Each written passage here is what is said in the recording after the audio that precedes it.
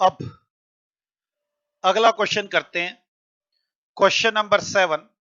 मुझे मालूम है ये थोड़े बहुत आपको टेढ़े लग सकते हैं क्वेश्चन, लेकिन आपको मेरा साथ देना होगा इन क्वेश्चनों में। इंस्टीट्यूट की बुक में है तो मुझे कराने हैं, और कहीं भी मुझे दूर दूर तक डिसोल्यूशन से पाला दिखता नहीं इनका। थोड़ा सा टेढ़े, एडमिशन, रिटायरमेंट, डेथ, सब कुछ कवर कवर कर रहे हैं क्वेश्चनों में।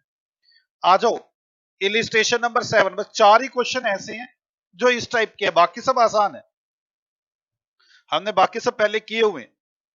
इलिस्ट्रेशन नंबर 7, बस खेल आपके पढ़ने का है कि आप क्वेश्चनों को पढ़ते किस साइड से, आप उसका डायग्राम बना के उसे समझ पाते हैं कि नहीं पाते।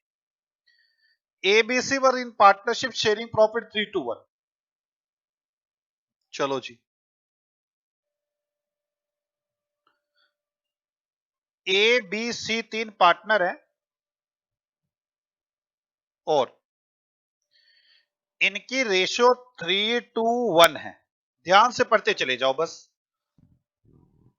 There were no provision in the agreement of the interest on capital and interest on drawings. Interest on capital और interest on drawings कुछ नहीं दिया जाता। A died on 31/12/2010 and on that date the balance were as under। 31/12/2010 को A died हो गया, यही मान लो 31/12/10 है और यहां पर A died हो गया। उस दिन इनके कैपिटल अकाउंट में और करंट अकाउंट के बैलेंस दिए गए हैं। कैपिटल 60-40-20, 60,000, 40,000 और 20,000 रुपए है, और करंट अकाउंट 29-20, 29,000 और 20,000, और सी का करंट अकाउंट मैंने बैलेंस शीट के अंदर ये आइटम फीड कर दी, जितनी दी हुई थी 5,000 रुपए। Okay, by the partnership agreement the sum due to A estate was required to be paid within a period of 3 years and a minimum installment 20,000 रुपए each were to be paid। कह रहा है 31/12/10 है तो मतलब 10, 11, 12, 3 साल के अंदर मैक्सिमम पेमेंट करनी है आपको, 11, 12 और 13। मैं थोड़ा इसको बड़ा कर दूं ताकि आपको अच्छे से समझ में आ जाएगा। ये 31/12/11, 31/12/12 और 31/12/13, 3 सालों में मिनिमम पेमेंट करनी है मुझे। 3 साल मैक्सिमम दिए गए, मैं पहले तो चाहूं तो कर सकता हूं 1 साल, 2 साल और 3 साल, और हर साल कम से कम 20,000 रुपए की पेमेंट करनी होगी जो ए मर गया उसके पैसों की। The first such instalment falling due immediately after death and the subsequently instalment at half yearly interval. पहली किस्त तो 31/12/12 को ही पे करनी होगी, पहली किस्त तो इसी दिन पे करनी होगी, फर्स्ट इंस्टॉलमेंट। उसके बाद 6-6 महीने के गैप में अगली दूसरी यहां जाएगी, तीसरी यहां जाएगी, 6-6 महीने के गैप में। तो 1 साल में ही हो गया, 3 साल दिया क्यों फिर आपने? 3 इंस्टॉलमेंट बनानी थी मुझे। वो कह रहा था 3 इयर्स मिनिमम 20,000 रुपए की, paid with in a period. अच्छा 3 साल में दे सकते, कह रहा है पहली किस्त यहां दे रहे हैं, दूसरी किस्त यहां दे रहे हैं और तीसरी किस्त यहां दे रहे हैं, 6-6 महीने के इंटरवल में। Interest 5% per annum was credited half yearly. हम उसको इंटरेस्ट भी पे करेंगे 5% के रेट से, जितना भी उसका इंटरेस्ट बनेगा। भाई ए मरा, ए के मरने पे कैपिटल अकाउंट है, करंट अकाउंट है, उसके जो बैलेंस है वो पे किए जाएंगे। 3 किस्तें बनाई इन्होंने, कह रहे पहली किस्त यहां, दूसरी किस्त यहां, तीसरी किस्त यहां, 6-6 महीने बाद देनी है। In ascertain is share goodwill not recorded in the books was to be valued at ₹60,000 रुपए। हाँ जी, हमने कैपिटल करंट अकाउंट तो इनके देने हैं, यहां पर बैठकर हमने गुडविल की वैल्यू भी की जो 60,000 रुपए आई। मतलब मुझे ए का हिस्सा निकालना पड़ेगा ना, ए को कितना पैसा देना है, 60,000 रुपए गुडविल के भी हैं, उसकी फर्म की गुडविल उस हिसाब से निकाल लेंगे। And the assets excluding the joint endowment policy mention below were valued 36,000 रुपए in excess of the book value. Assets की भी वैल्यू बढ़ गई, रिवैल्यूएशन हो गई, जॉइंट लाइफ पॉलिसी को छोड़कर 36,000 रुपए की रिवैल्यूएशन, प्रॉफिट दिया हुआ है सीधा 36,000 रुपए का। आगे, no goodwill account was raise and no alteration was made in the books value of the fixed assets. मतलब आप गुडविल की भी एडजस्टमेंट करना और रिवैल्यूएशन प्रॉफिट की भी एडजस्टमेंट कर लेना, क्योंकि हम रिवैल्यूएशन का अकाउंट दिखा एसेट्स की वैल्यू चेंज नहीं करना चाहते। The joint life policy shown in the books 20,000 रुपए, जेएलपी बुक्स में है 20,000 रुपए की, मैच्योर ऑन 1/11 रियलाइजिंग रुपीज 26,000 रुपए, वो इसी दिन वो हो गई और जेएलपी की वैल्यू 26,000 रुपए है, इसी दिन वो मैच्योर हो गई है। पेमेंट ऑफ रुपीज 20,000 रुपए each were made to executors on 1/11, 30/6/11, 31/12/12। हमने 20,000 रुपए की हर बार पेमेंट की है। 30/12/10 मतलब 1/11, 30/6/11 यहां आएगा 30/6/11 और 30/12/11 और यहां पर 30/12/11। हमने 20,000 रुपए यहां पे किए, 20,000 रुपए यहां पे किए, 20,000 रुपए यहां पे किए, जो मर गया उस व्यक्ति को 20,000 रुपए पे किए, उसके एग्जीक्यूटर को। B and C continue trading on the same terms as previously. B और सी अपना काम पे लगे रहे, क्योंकि इसके मरने के बाद बी सी ने काम बंद नहीं किया, वो अपने काम को चलाते रहे। And the net profit for the year ended 31/12/12 before charging interest due to A amounting to rupees 32,000 रुपए। इस पूरे साल में प्रॉफिट 32,000 रुपए कमाया गया। अभी इसमें से इंटरेस्ट टू ए माइनस करना बाकी है।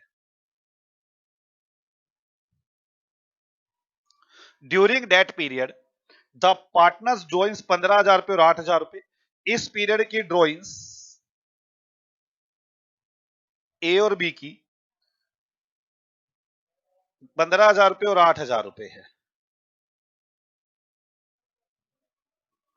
On 1/1/12 the partnership was dissolve 1/1/12 को, 1/1/12 1 जनवरी 12 मतलब यहां पर फॉर्म डिसॉल्व हो गई।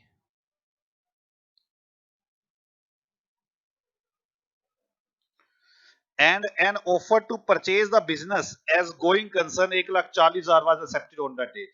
और पीसी सेट हुआ 1,40,000 रुपए का कि सारा बिजनेस यू का यू दे दिया जाएगा। A cheque for the sum was receive on 30/6/12, 30/6/12 को हमें ये चेक मिला, चेक रिसीव्ड।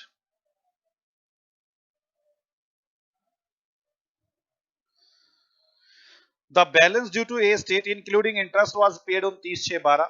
यहां पर जो बैलेंस था इस व्यक्ति का भी, क्योंकि 3 साल में पेमेंट करनी थी, मरे हुए व्यक्ति का बैलेंस विद इंटरेस्ट यहां पे कर दिया गया on date date. B and C the receive as sum due to them. B और सी ने जो अपने पैसे बनते थे यहां पे डेट पर वो ले लिए। You are required to write up the partner's capital account, current account from 1/1/12 to 30/6/12, 1/1/12 यहां से कैपिटल अकाउंट बनाना है और करंट अकाउंट बनाने हैं। Show also the account of executor और अकाउंट ऑफ एग्जीक्यूटर।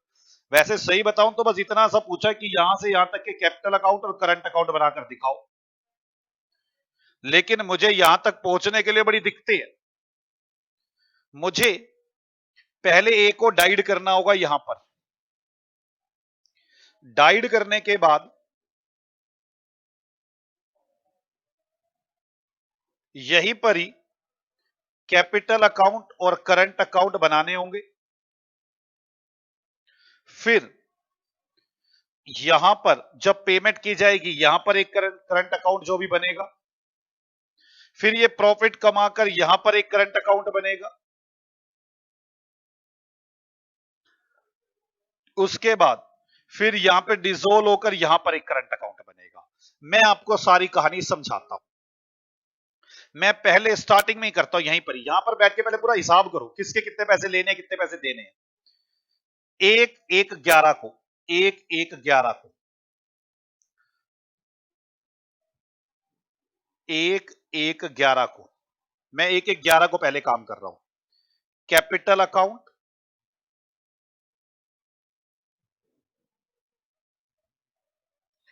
ABC,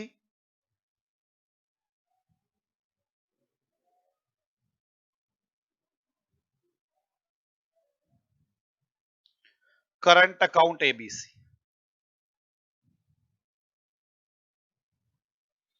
बड़े आराम से, ये ना ठंडे दिमाग से करने की क्वेश्चन है। आप लोग इन्हें कैसे करते हैं जल्दी से, कि हाँ जैसे हमने पहले डिसोल्यूशन किया वो सारा हो जाए। बेटे ये 4 क्वेश्चन हटके, तीसरा क्वेश्चन चल रहा है, बस एक और रह गया इसके बाद हटके क्वेश्चन। इनके यहां पर कैपिटल 60,000, 40,000, 20,000 है। बाय बैलेंस BD 60,000, 40,000 और 20,000। और इनके करंट अकाउंट के बैलेंस बाय बैलेंस BD 29,000 और 20,000। एंड टू बैलेंस BD 5,000 है। ये करंट अकाउंट हो गया। अब इस दिन की गुडविल 60,000 रुपए की है। जब मर गया यहां तक का सारा हिसाब तो करोगे ना, किसका क्या देना है, क्या ले रहा है। देना लेना तो बाद में निकलेगा, पहले देख तो लो कितना देना है। गुडविल 60,000 रुपए की गुडविल की वही एडजस्टमेंट करेंगे जो बचपन में आप किया करते थे।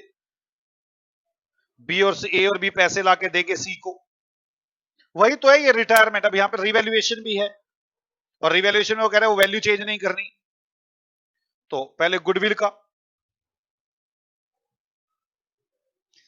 ABC पहले ओल्ड रेशियो में डिवाइड करें।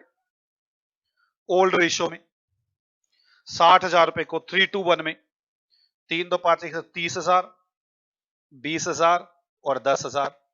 अब न्यू रेशियो में डिवाइड करें, ये तो चला गया। अब न्यू रेशियो रहेगी 2:1, 3 20,000, 40,000 और 20,000, 40,000 और 20,000। तो ए को 30,000 रुपए देने हैं, इसने देने हैं 20,000, इसने देने हैं 10,000। ये दोनों डेबिट हो जाएंगे, ये क्रेडिट हो जाएगा। एंट्री बनेगी BC2A 20,000, 10,000 और 30,000। तो by B by C 20,000, 10,000, to A 20,000 और 10,000। सेम रिवैल्यूएशन का होगा कि रिवैल्यूएशन में भी यही प्रॉफिट लॉस हुए हैं। रिवैल्यूएशन का प्रॉफिट पहले ओल्ड रेशियो में कितना प्रॉफिट है मेरे पास, 36,000 रुपए। 36,000 रुपए पहले 6 या 18 नहीं, कैसे कितना है रेशो, 3 2 5 1 6 6 18 6 2 12 6 कम 6। अब न्यू रेशियो में, तो न्यू रेशियो में करो कितना आएगा आपका, ये 36,000 पे 2:1 3 12,000, 24,000 और 12,000, 24,000 और 12,000, तो 18,000। ये 12,000 क्रेडिट होगा, डेबिट होगा, ये 6,000 डेबिट होगा। BC2A 12,000, 6,000, total 18,000। तो BC2A bye B by C 12,000 और 6,000, 2A 12,000 और 6,000। चलो ये भी हो गया। JLP 26,000 रुपए की है, बैलेंस शीट के अंदर 20,000 रुपए की है। JLP तीनों पार्टनर में 6,000 रुपए डिवाइड हो जाएगी बाय JLP 6,000 रुपए, 3 2 5 और 1 6 6 3,000, 2,000 और 1,000। JLP भी डिवाइड हो गई। चलो जी, इस दिन का हिसाब हो गया। बस एग्जीक्यूटर को 20,000 रुपए दूंगा, ये दिन तो नक्की हो जाएगा मेरा। फिर मैं अगले दिन चलूंगा। इस तरह धीरे धीरे चलना है मुझे। एक एक 11 को मैं ए को तो कहूंगा, ए भाई साहब आपका तो सारा नक्की पक्की हिसाब हुआ। 29, 20 और 10 30 और 10 40, 20 40 50 60, 60 और 10 70 71, 71 और 9 80,000 रुपए टू कैपिटल अकाउंट, या सीधा एग्जीक्यूटिव के अकाउंट में डाल दूं यहां से कोई दिक्कत नहीं है। Executor account, as executor account 80,000 रुपए तो करंट अकाउंट के, एज के एग्जीक्यूटर का अकाउंट आ जाएगा एज एग्जीक्यूटर अकाउंट, जिसके अंदर आ जाएगा बाय एज करंट अकाउंट 80,000 रुपए, और ए का जो कैपिटल अकाउंट है वो भी जाएगा इसके करंट अकाउंट उसमें, एग्जीक्यूटर के अकाउंट में, एज एग्जीक्यूटर अकाउंट 60,000 रुपए। मैं फिर कह रहा हूं आपको 2 बार रिवीजन करना होगा, ये टॉपिक आसान है बिल्कुल। बाय एज कैपिटल अकाउंट मैं ख्याल 20,000 रुपए है, 60,000 रुपए।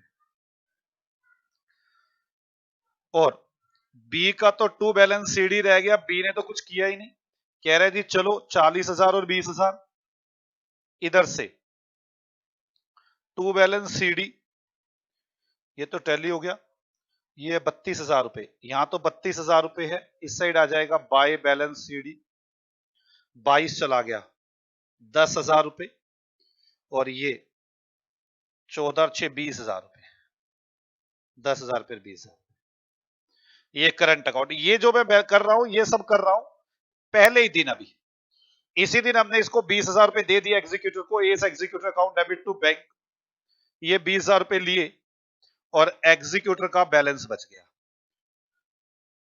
ये 80 -80 और 60, एक 40 20 चले गए, एक 20, ये टैली हो गया। ये सब घटनाएं हैं इस दिन की, हो गई इस दिन की घटनाएं। अब 30/6 की घटना, 30/6 की घटना, चलो 30/6 की घटना, अब 30/6 की घटना, 30/6/11, 30/6/11 को एग्जीक्यूटर को 20,000 रुपए पे किए गए और इंटरेस्ट लगाया गया, बस और कुछ नहीं किया गया। एस एग्जीक्यूटर अकाउंट, वैसे तो इसी के नीचे चला सकता था मैं, बाय बैलेंस बीडी 1,20,000, 5 महीने का 6 महीने का इंटरेस्ट 1,20,000 पर 5% के रेट से 6 महीने का इंटरेस्ट लगा दो, 1,20 पर 5 2.5% कितना हो गया, अब कर लो फटाफट कैलकुलेशन यार। 1,20,000 का 2.5%, 3,000 रुपए, 1,23,000 रुपए हो गया। हमने यहां पर पे कर दिए 20,000 रुपए,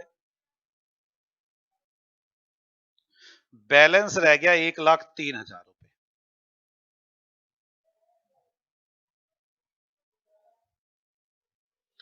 ये 30/6 तक की कहानी हो गई मेरे पास, 1,03,000 रुपए के बाद अब और कुछ नहीं किया, वैसे ये जो ब्याज दिया ये मेरा घाटा है, पी एंड एल अकाउंट में जाना है अभी।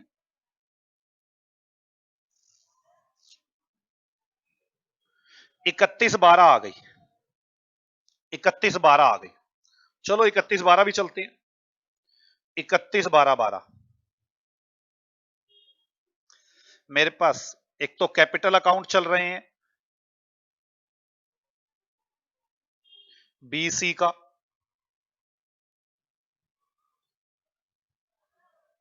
मेरे पास करंट अकाउंट चल रहा है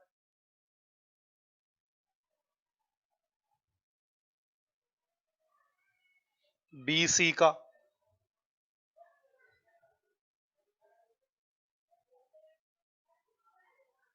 और एस एग्जीक्यूटर अकाउंट है। यही मुझसे पूछे गए हैं बस, क्या कहानी हुई है इस दिन। कैपिटल का तो बीडी बैलेंस देख लो क्या चल रहा है। 40,000 और 20,000।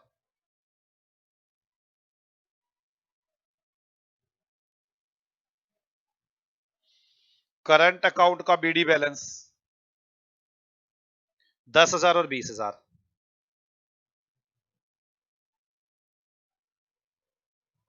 और एग्जीक्यूटर का बीडी बैलेंस 1,03,000। अब सोचो क्या कहानी हुई। एग्जीक्यूटर को तो 20,000 पे किए गए और इंटरेस्ट लगाया गया 5%। चलो एग्जीक्यूटर को तो ये करो बाय इंटरेस्ट 1,03,000 पर 5% के रेट से 6 महीने का ब्याज।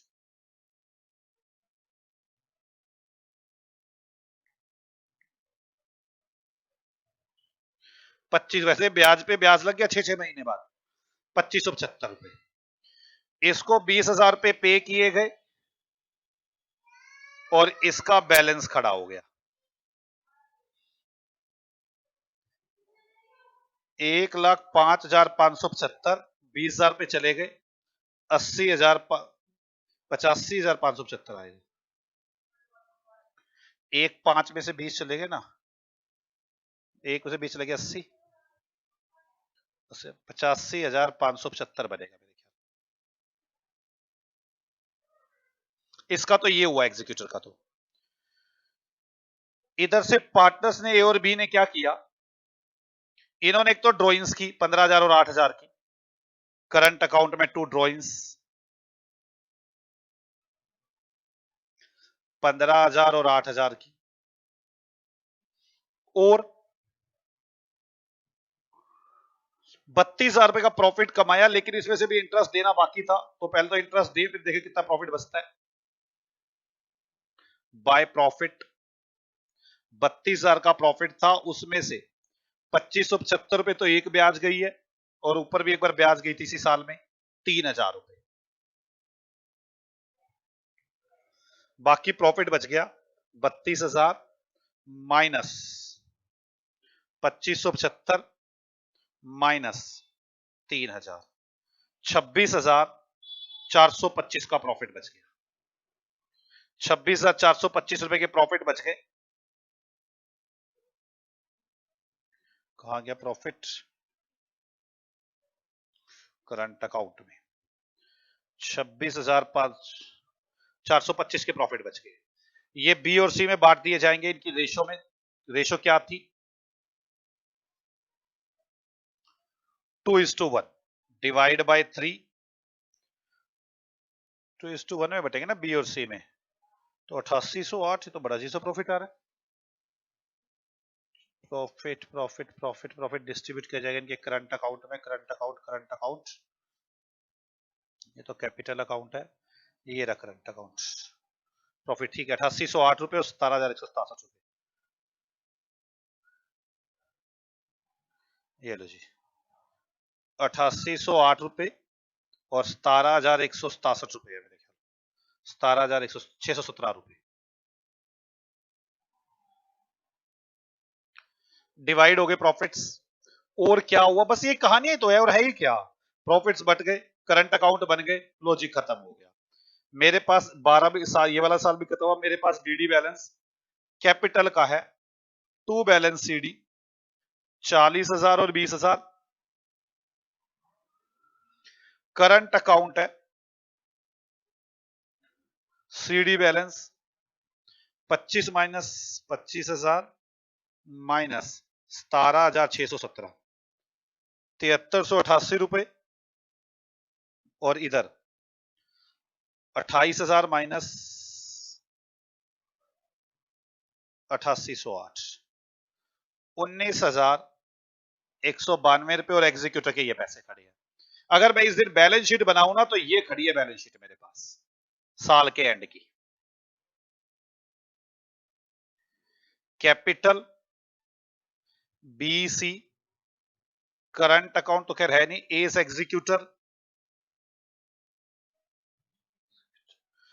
और बी सी करंट अकाउंट।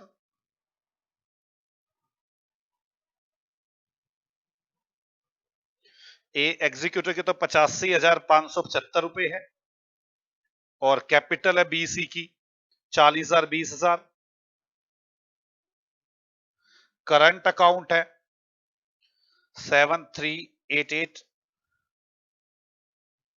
और 19,192। बाकी सन्ड्री एसेट्स होंगी, बड़ी सारी एसेट्स होंगी, पता नहीं क्या होंगे।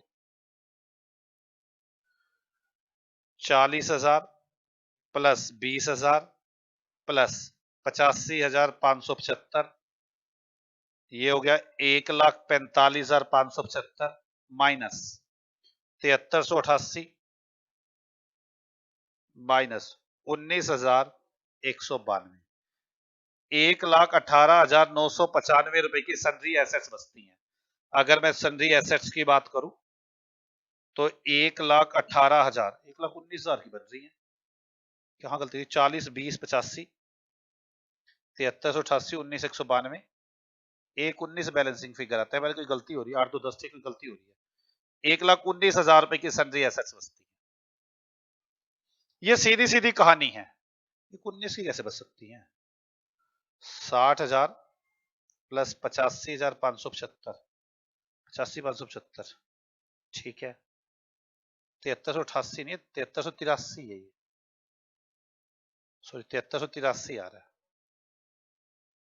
अब तो ठीक आएगा। बीसी का करंट अकाउंट 7383 है।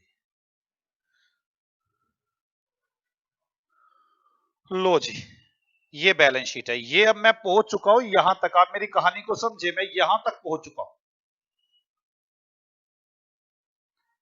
अब यहां पर हम डिसोल्व की गई, पीसी 1,40,000 रुपए सेट हो गया और यहां पर चेक भी मिला, उसकी भी पेमेंट कर दी ब्याज के साथ। तो करो फर्म डिसोल्व। चलो फर्म डिसोल्व करें।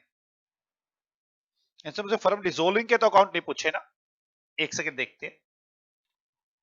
अब ओके, अब हम देखते हैं हमने क्या क्या करना था। रिलाइजेशन में पूछा तो नहीं है इसने, बनाना पड़ेगा, लेकिन चलो देखते हैं। अब आपने फर्म को डिसोल्व कर दिया। अब फर्म को डिसोल्व कर दिया तो रिलाइजेशन इसने पूछा नहीं है, मुझे वर्किंग नोट बनाना पड़ेगा, क्योंकि प्रॉफिट लॉस आएंगे तो बात बनेगी ना। डिसोल्विंग में प्रॉफिट लॉस होते हैं। और यहां पर आकर पेमेंट की गई है, चेक भी इसी दिन रिसीव हुआ है। तो पहले तो डिसोल्व करो। मैं 1/1/12 को अब रियलाइजेशन अकाउंट बना रहा हूं।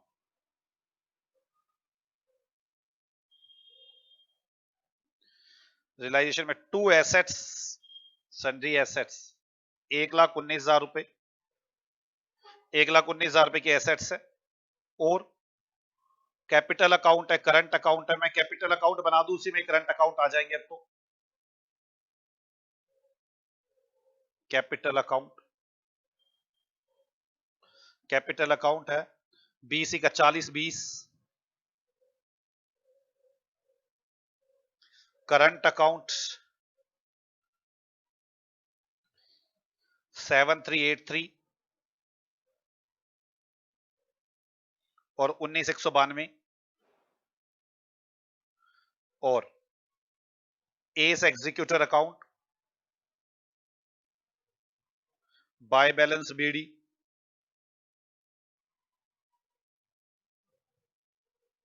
85,575। चलो जी, यहां तक समझ में आ गई। पीसी रेज करो 1,40,000 रुपए, पीसी रेज करो बाय। अब जो ये पीसी में रेज करो, मैं कर ही इसी दिन रहा हूं, इस दिन 1,40,000 रुपए बाय बैंक 1,40 बैंक अकाउंट बनेगा।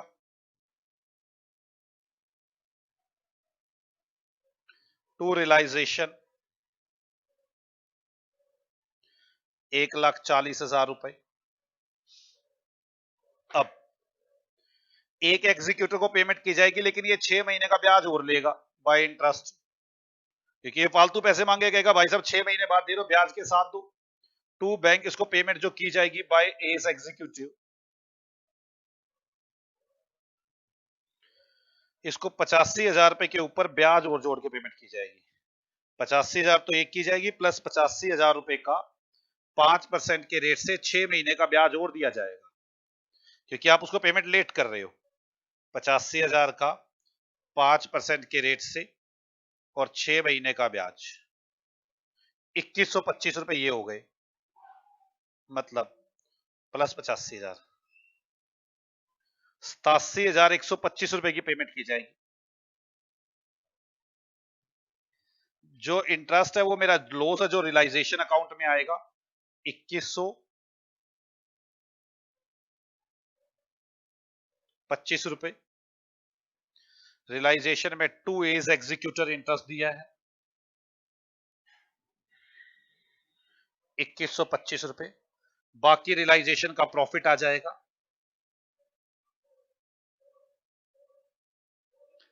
1,40,000 माइनस 1,19,000 माइनस 2125, 18,875, जो बीसी में डिवाइड होगा by realisation profit. 18 divide by 3, 6290 रुपए आ रहा है। देखो रियलाइजेशन का प्रॉफिट 6287 और कितना आ रहा है ये 6287 प्लस 12,573, 18,860। हमारा प्रॉफिट 75 क्यों आ रहा है? इंटरेस्ट गलत कर दिया क्या हमने कहीं? इंटरेस्ट कितना एग्जीक्यूटर का 2140 रुपए इंटरेस्ट आ रहा है 85,575 पर, 85,575 पर इंटरेस्ट 6% था क्या ब्याज का रेट? 5% था यहाँ पर। 85,575 पर 5% के रेट से आधा 2140 रुपए ब्याज आता है। मेरा दिमाग चल गया, 2140 रुपए ब्याज आता है 2140 रुपए। तो पेमेंट होएगी इसकी फिर ज्यादा, 2140 रुपए ब्याज आती है। 85,575 प्लस 2140 रुपए 87,715, 87,715 और ये यहां पर 2140 रुपए की ब्याज आ जाएगी। तो मेरे पास यहाँ प्रॉफिट हो जाएगा 1,40,000 माइनस 1,19,000 माइनस 2140, 18,860 रुपए का। 18,860 डिवाइड बाई 3, 6287 इंटू 2, 12,574 रुपए। जो भी आएगा टू कैश बाय कैश और कैश अकाउंट टैली हो जाएगा। तो 40,000 plus 12,574 minus 7383, 45,191 to bank. Bank में बाय बी 45,191, अब सी 20,000 प्लस 6287 माइनस 19,192, 7095। बेटे थोड़ा सा दिमाग तो लग ही रहा है इसमें। आपको लग रहा हो कि दिमाग नहीं लग रहा, बस एक ही क्वेश्चन रह गया। टोटल 4 ही क्वेश्चन है जो आपको टेढ़े मेढ़े, यही उसने पूछा था, कैपिटल अकाउंट बनाओ, एग्जीक्यूटिव अकाउंट बना के दिखाओ, यही उसने पूछा था। बाय बाय बेटे, मिलते हैं आपसे अगले क्वेश्चन में। सभी बच्चे ढंग से रिवाइज करेंगे। बाय बाय बच्चों, बाय बाय। मैं कहता हूं बार बार 4 क्वेश्चन है, आराम से कर लो। मुझे उम्मीद नहीं है कि इंस्टीट्यूट देगा, लेकिन स्टडी मेट में है तो कभी भी दे सकता है, इसलिए मैंने पहले पूरी बुक करे, उसके बाद ये आखिरी के क्वेश्चन है। बाय बाय बच्चों।